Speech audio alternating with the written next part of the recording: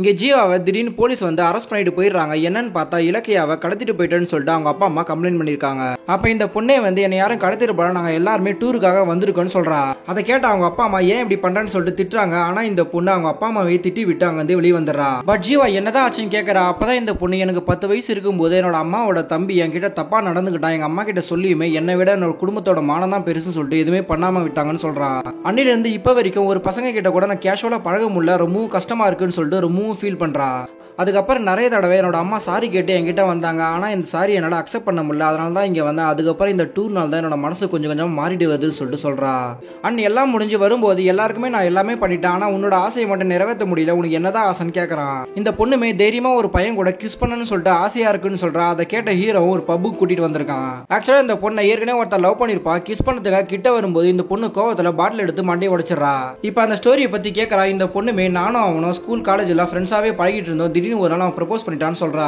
ஆனா அப்ப ரிஜெக்ட் பண்ண எந்த ரீசனும் இல்லாம நான் லவ்வுக்கு ஓகே சொல்லிட்டேன். ஆனா ஒரு நாள் பேசிட்டே இருக்கும்போது அவன் கிஸ் பண்ண வந்தான். நானும் கோவத்துல பக்கத்துல இருந்த பாட்டில் எடுத்து மண்டலே அடிச்சிட்டேன்னு சொல்றா. அதை கேட்ட ஹீரோவும் பப்ல பசங்களெல்லாம் கூட்டிட்டு வந்து கிஸ் பண்ண வைக்கலாம் ட்ரை பண்றான். ஆனா இந்த விஷயத்தை கேட்டதுமே அவங்க எல்லாருமே பயந்தாங்க வந்து கிளம்பிடுறாங்க. தென் இவங்க 2 பேருமே டிராவல் பண்ணி மலை மேல வந்து பேசிட்டு இருக்காங்க. அப்ப ஹீரோ கிட்ட உன்னோட ஆசையை மட்டும் என்ன நிறைவேற்ற முடியலன்னு சொல்லிட்டு ரொம்ப ஃபீல் பண்ணிட்டு இருக்கா. அப்பன்னு பார்த்து இவங்க 2 பேருமே கிஸ் பண்ணிக்கிறாங்க.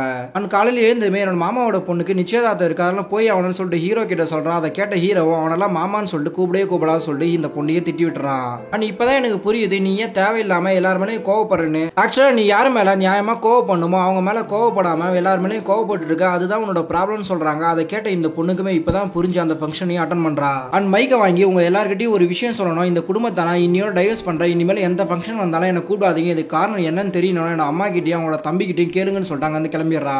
அதை கேட்ட அவங்க மாமா ஒரு ஃபங்க்ஷன் கூட பார்க்காம எல்லாரையும் அசிங்கப்படுத்திட்டு போறாலே சொல்லிட்டு அவங்க அம்மாவை திட்டுறாங்க. ஆனா அவங்க அம்மா அதை பார்த்ததுமே எல்லாரும் முன்னாடி செருப்பு கட்டி ஃபங்க்ஷன் கூட பார்க்காம அவங்க தம்பி அடிச்சுட்டாங்க வந்து கிளம்பிடுறாங்க.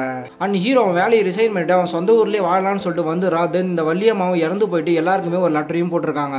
என்னோட கடைசி காலத்துல ரொம்பவும் கஷ்டப்பட்டு தான் நான் இறந்து போவேன்னு நினைச்சேன், ஆனா நான் இவ்வளவு சந்தோஷமா இறந்து போவேன்னு சொல்லிட்டு கொஞ்சம் கூட எதிர்பார்க்கல, நீங்களும் என்னோட சாவை சந்தோஷமா தான் ஏத்துக்கணும்னு சொல்றாங்க.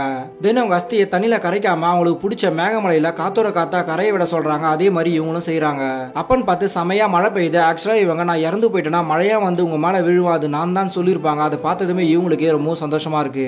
அண்ட் ஹீரோ வீட்டுக்கு வந்ததுமே அவங்க அப்பா வாய்ஸ் ரெக்கார்டர் ஒன்று அனுப்பி வச்சிருப்பாரு, அதை கேட்டுட்டு இருக்கான். ஆக்சுவலா அவர் நான் வீட்டுல இப்ப தனியா தான் இருக்கேன், நீ இருந்தா ரொம்ப சந்தோஷமா இருக்குன்னு சொல்லிட்டு இருப்பாரு. ஆனா இப்ப இவன் இருக்கா, ஆனா அவங்க அப்பா இல்லைன்னு சொல்லிட்டு ரொம்ப ஃபீல் பண்றான். அண்ட் ஜீவா அவங்க அப்பாவை எனக்கு சென்னையில வேலை இருக்கு, நீங்களே என் கூடவே வந்துருங்க, ரொம்ப சந்தோஷமா இருக்குன்னு கூப்பிடுவாரு. ஆனா அவர் எனக்கு சொந்த ஊர்ல இருக்குதா ரொம்பவும் பிடிச்சிருக்கு, உனக்கு அந்த நேரம் வரும் அப்பதான் உனக்கு புரியும்னு சொல்லியிருப்பாரு. இப்பதான் இவனுக்கு சொந்த மண்ணில் இருக்கிறது எவ்வளவு சந்தோஷமா இருக்குன்னு சொல்லிட்டு அவங்க அப்பா சொன்னதே இவனுக்கு புரிய வருது.